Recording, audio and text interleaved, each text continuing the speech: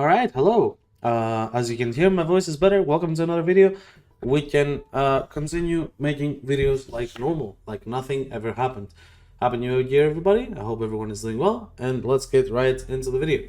So, today, we're finally taking a look at Trinity. Well, I've taken a look at her, but I will let you into what my findings are on the Trinity rework, how good it is, and how much better Trinity became overall. And honestly, would some people say this is like a big glow up for Trinity? But I think those people had never played Trinity to begin with, so they didn't know how strong she actually was, which she was quite strong. Trinity had some issues that made her a bit more unpopular, and those issues were that her first ability is targeted and her second ability is also targeted. And because of these reasons, she was fairly underplayed. Her play rate wasn't that high because of the targeting of their abilities, because normally you would not find enemies, especially on this squad. Your squad would probably kill the enemies before you can press abilities on them, and then you wouldn't be able to support your team. And Thanax would just be able to refill your team with energy, just give them a ton of overguards, all of that shit. You know, this is still a thing. That didn't get fixed, so in the sense that Trinity is a better support at least now, yes she is, because she did get some really nice quality of life buffs, especially to Energy Vampire. Like, the biggest change for me was this Energy Vampire before, it scaled with duration, and it was gonna get you pulse interval. It wasn't capped at 2.25 seconds. It could go up and up and up, and it would be like 10 to 20 seconds when you went max duration, which is something that you would want to do when you played Trinity.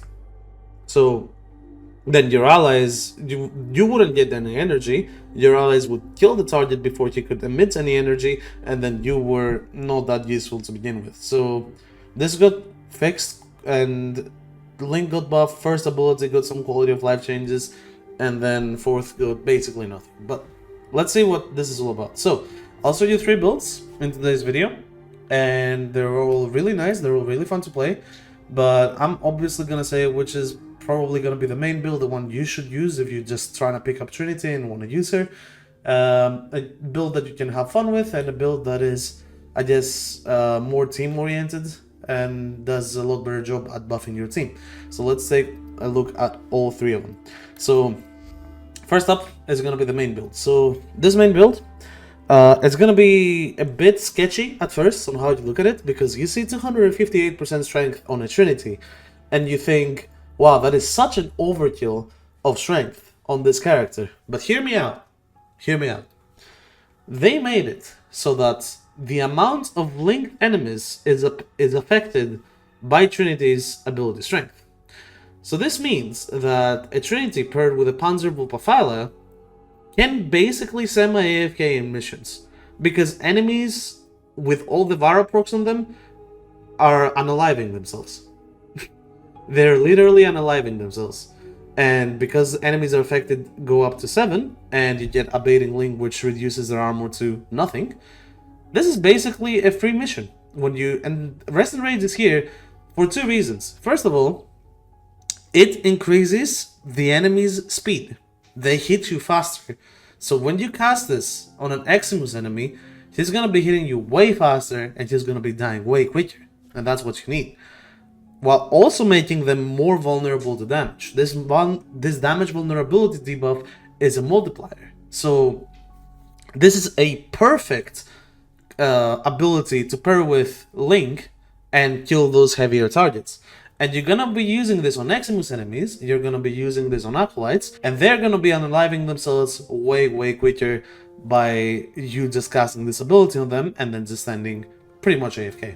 So overall, build is focusing around shield tanking. Shield tanking with Trinity used to be really good, and it's now even better.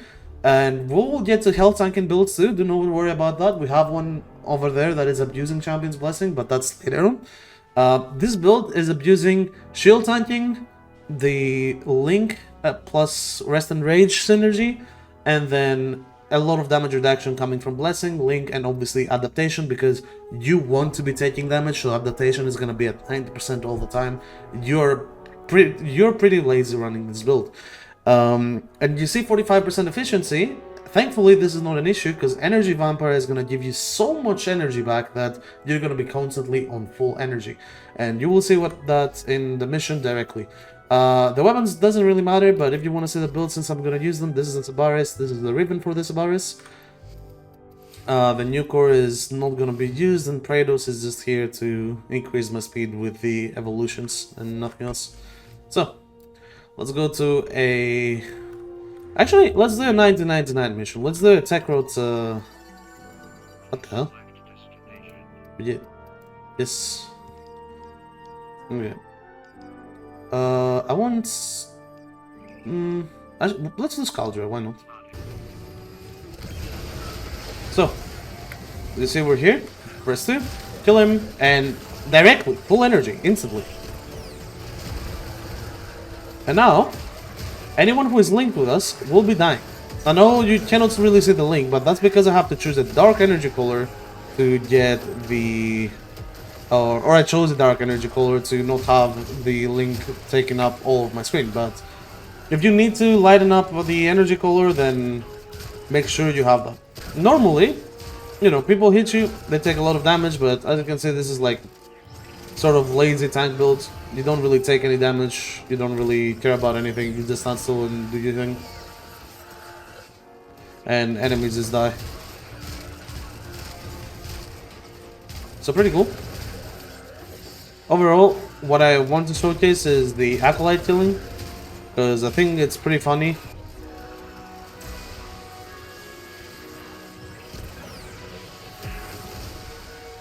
So, full Jade Light Eximus right there to see the amount of damage that you can recover and basically not take from this.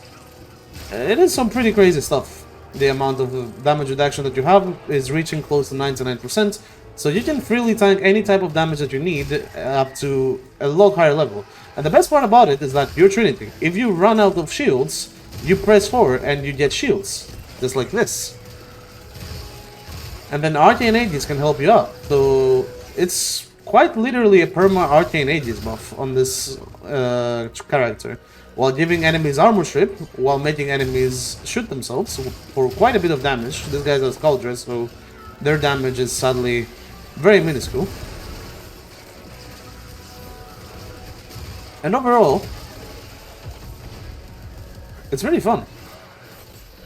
But yes, Trinity, this was like the case before the patch, but even after the buffs to go, she is one of the tankiest frames that you can play that doesn't have direct vulnerabilities. But she has 2 types of damage reduction and can be increased to 3 to 4 types of damage reduction.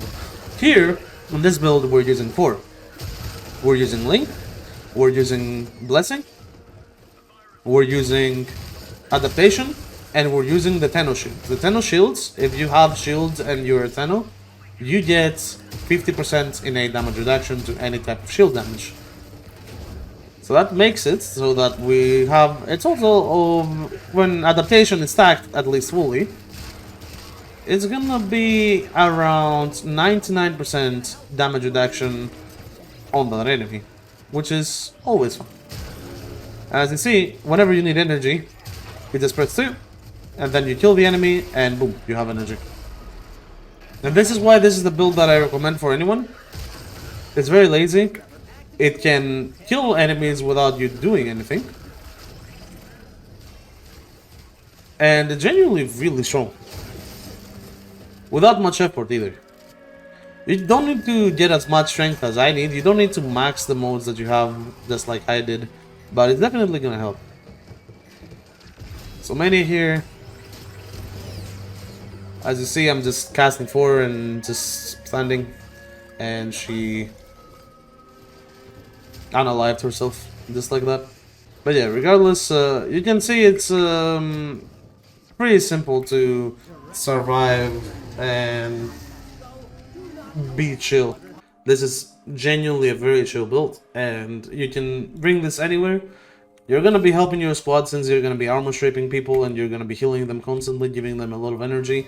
So regardless if you want to play this build on solo or in a squad, you should be absolutely fine, and it will do wonders for you. we are now in the simulacrum to showcase the second build, because I think it's important to showcase it here before actually going into the mission. And this is the classic AV Trinity nuke that I've shown before on my channel, and it didn't really change much. The only thing that changed is obviously that it's shield tanking instead of health tanking. But the build is very simple. Trinity will need above 275, I think, percent strength. Usually 250 is enough, but let's say 275% strength. And when you reach that threshold, now duration doesn't need to be this low, but it definitely helps if it's this low. So if you want to remove fleeting expertise, that's a bit more duration to take advantage of Link and Blessing, you can do that, but we will not need to do this to survive, because everything is going to be dead.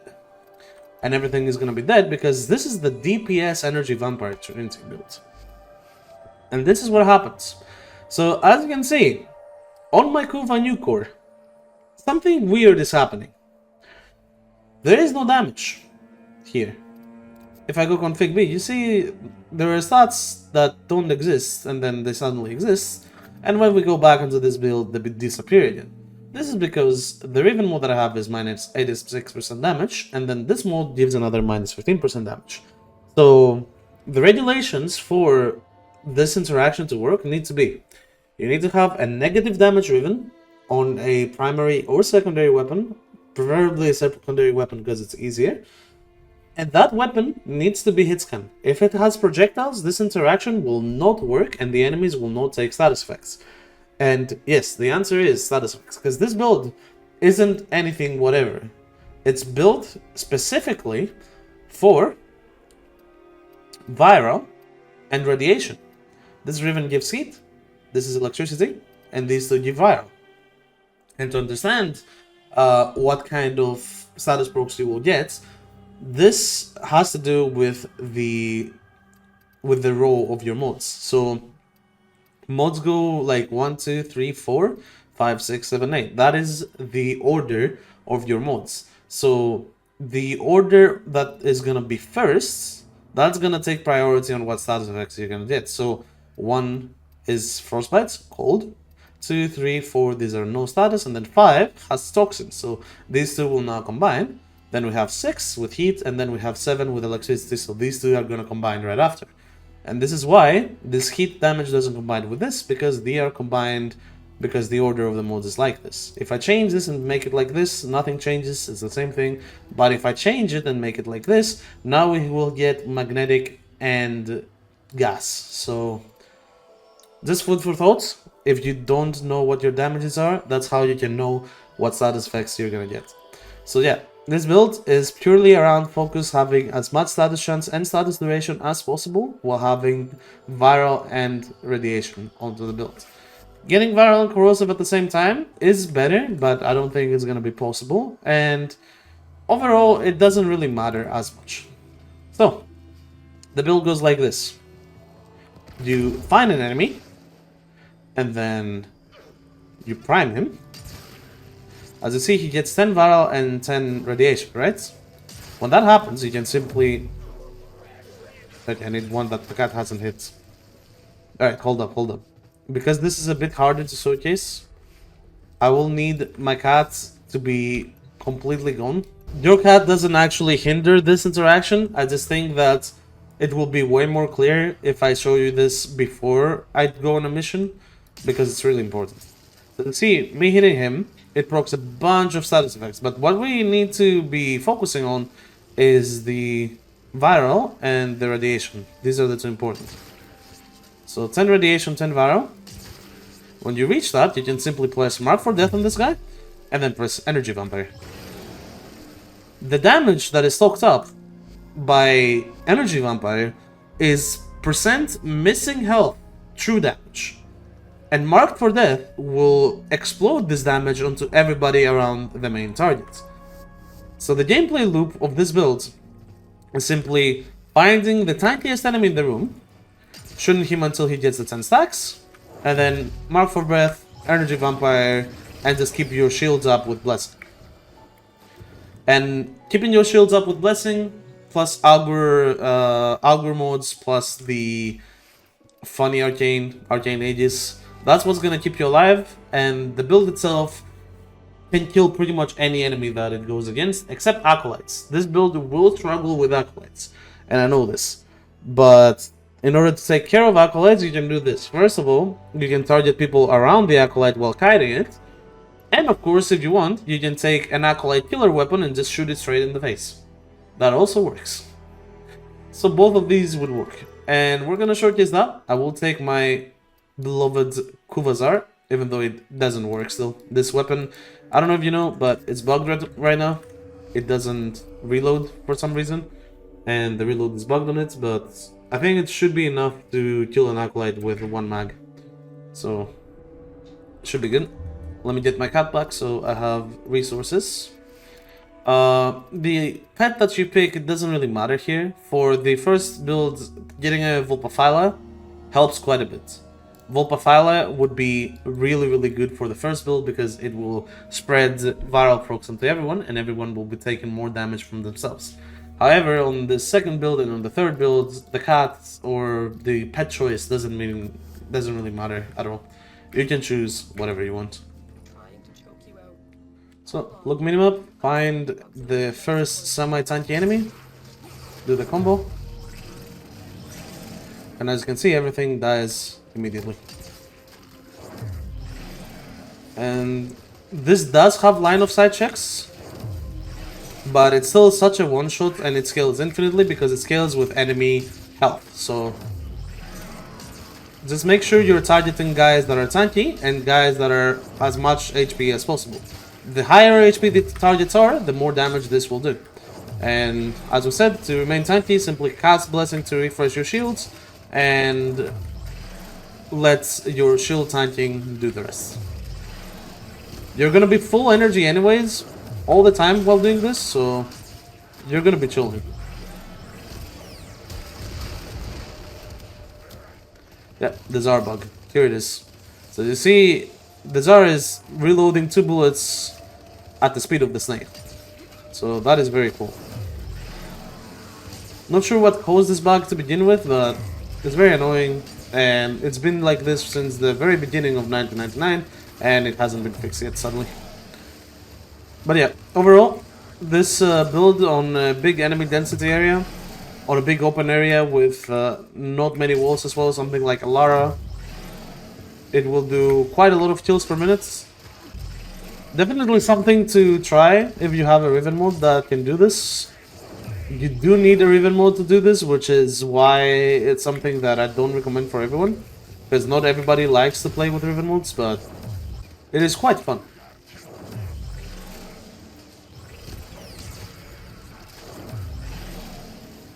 So, once again, we're waiting for Acolytes, so I can show you what you do in case an Acolyte comes around. Right now. So, you go to your main weapon that you took to kill the Acolyte. You try to stack it as much as possible. Then you leave one tanky enemy next to it.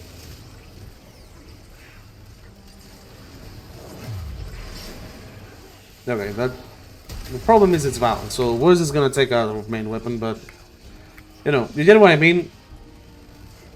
It's way harder to kill the Acolyte like this. If you target the Acolyte with Energy Vampire, it's not gonna take much damage, so I do not advise it. You're much better off just shooting it with whatever Acolyte killing weapon you have. And yeah. So, overall stats, 400 kills in 5 minutes. Decent considering this style set is pretty bad, and considering I am using basically only abilities, no guns. So, kinda like it. For our last build, we're gonna be looking at the health tanking build. So, this is the build that I would advise everyone to pick when they would play on a squad. It is quite nice. It is quite nice when you play on a squad, this build. And this build works because of Trinity's new passive. New passive gives allies in affinity range 50% of Trinity's maximum energy as extra health. Now, this passive, even though it's good on paper, it's not that great in practice because energy tanking, while viable, it is not something that everybody uses. And then Health tanking is something that is also considered pretty much not viable, except you have immense amounts of damage reduction, which, you know, it can happen.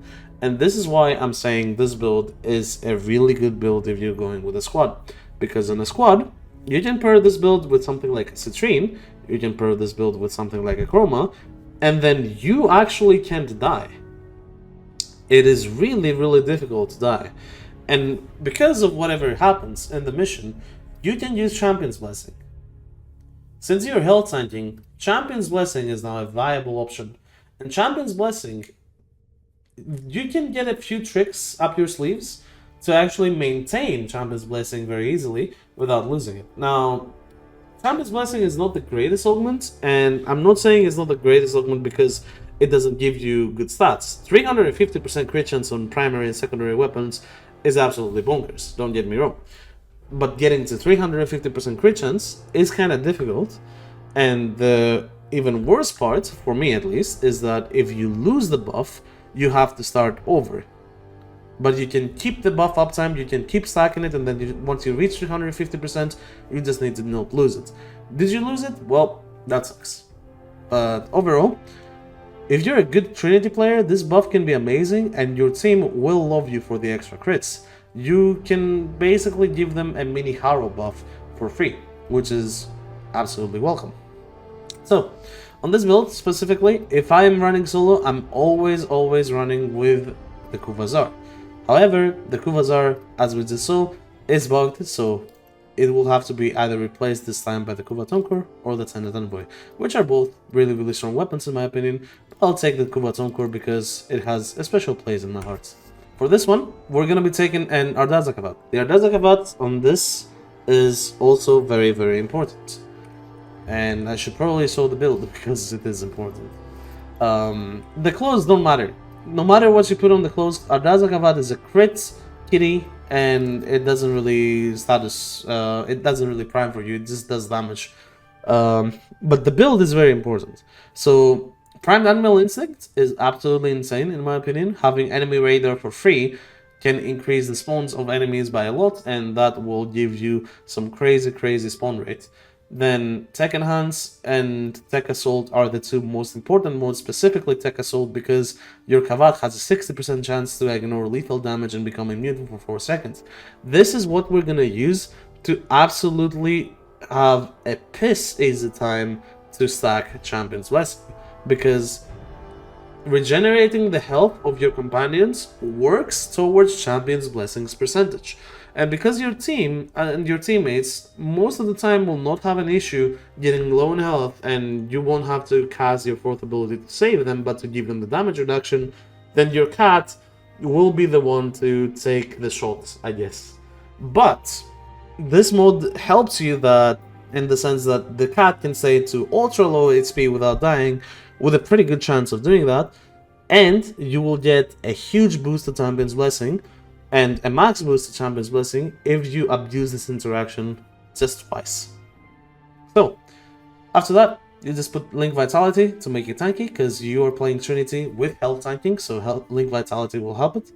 And then the rest is 100% the utility part. Resourceful Retriever, Fetch, Cat's Eye for the crits, and Sharpened Claws for any unlucky foe that might get armor stripped by the Kavat, which happens quite often. Also, the order of the modes actually matters here. You should always put Sharpened Claws first and Cat's Eye second or third. Everything else doesn't really matter. So, we're here on my favorite tileset in the game, the Jupiter tileset, and what some may consider the best mission in the game, Elara. Once again, start by pressing 2 on a person, kill him, get your energy, and then press 3 and 4. In this build, we replaced our 3rd ability with Eclipse in order to deal heavy damage with our weapons. And now, we need to wait for our Kavat to be almost dead. So we're constantly looking at top right. Right now he's low HP, so we can heal him. And when we do, now Champion's Blessing starts counting. So now it's on 89%, so we're getting orange crits on our weapon. It's low HP again, so we can use it. Now we're on 138%, and generally, you just want to use the Blessing ability as it's running out, the 75% DR, and that's it. Also, Trinity with her third ability does get, Prime Sure-Footed effect, so you don't need it. As long as your third and fourth abilities are up, you're pretty much good to go and you're not in danger. So right now, we abused the Champion's Blessing interaction perfectly, where, if you saw, Arcavat was on 2 HP because it activated Tech Assault, and we saved it with Blessing, and now we're on 295%, just like that. So within a minute into the mission, we are on an insane amount of Champion's Blessing stacks, and we are hitting red quits, because Arcavat is also giving us an extra 60% by, existing. So, now we should be at the maximum amount. Yep, there it is, 350%. So now we're just chilling with our weapon, and we can use Energy Vampire once in a while to just get ourselves back to max energy. But overall, this is just a gun buff supportive Trinity build that does quite well, even solo and on a squad. This is the build that I used to run most of the time before the rework, and it's the build that I would suggest most of the people to play before the rework because of its versatility and the extra damage that you would get onto your weapons. Very fun. And obviously Eclipse can be swapped for Nourish, can be swapped for Roar, can be swapped for Zada's Whisper. 100% preference. I like Eclipse for its duration and its direct damage upgrade to a lot of weapons. If you want to be more supportive to your squad, Roar could be a pretty decent option, but overall, both are really, really strong. Obviously, if you want to get a bit more strength, you can add Molt Augmented on this build instead of Molt Efficiency. I'm using Molt Efficiency to be a bit more lazy and to keep the uptime of Champion's Blessing and my abilities without needing to care a lot. And that helps me quite a bit so that I can focus on the gameplay instead of my abilities and that I control. And if you want to take this further, you can even use Arcane Avenger. Nobody's stopping you to overflow yourself with crits and make every weapon red crit for pretty much zero reason. Because you're going to be having Ardaz Akabat buff, you're going to be having Arcane Avenger, you're going to be having Champion's Blessing. You're overflowing with crit stance on both your primary and secondary weapons. Also, one thing that is very important on Trinity, if you go on a public squad, please take Vazarin. And Vazarin is not there for you to survive by doing protective sling onto yourself. It's there to instead help your teammate because it gives you more affinity range. The more affinity range you have, the easier it will be for your teammates to get your blessing buff and your passive buff. Once again, we're waiting for the Acolyte. This is a 100 kill per minute mission so far, while being fairly chill in my opinion. Not really focusing on killing enemies, more doing commentary. Generally for weapons in this build as well, you didn't use anything. You don't need to use Tonkorzar or Scaldra. You don't need to use any of the weapons I like. You can use some of the weapons that you like. Do you want to go for a critical item? Absolutely, go for a critical item. It's your call, your choice. You can do whatever. If you want to go for a turret, just go for a turret. I will judge you. But if it's a weapon you like, I can't help it. Once again, pretty comfy build for Steel Path. Has quite a bit more damage than the other two builds in my opinion. And it feels, for me, the best. But overall, I still say for people that want to get onto Trinity and want to start playing Trinity, and they don't know how to build her, what to focus on, I would say to follow the first build more than anything else. So that's gonna be it for today's video covering my Trinity builds. This is a very good rework and a very good addition to our roster in terms of reworked Warframes. And I really like how we went about buffing Trinity and we didn't take any of her original identity away. So this is the direction I want future reworks to look as well, and I honestly love it. Now, one last thing that I want to mention is that there was no build that was focusing around Trinity's first ability, and in my opinion, Trinity's first ability is most of the time not going to be needed because Trinity herself is already that tanky. But as a subsume, Trinity's first ability has now become a solid subsume choice for anyone who is looking to become tankier using their frame. And yeah, I think it's really nice. Having a free Phoenix renewal onto any Warframe is pretty nice, honestly. So yeah, once again, thank you very much for watching, and I'll see you on the next video.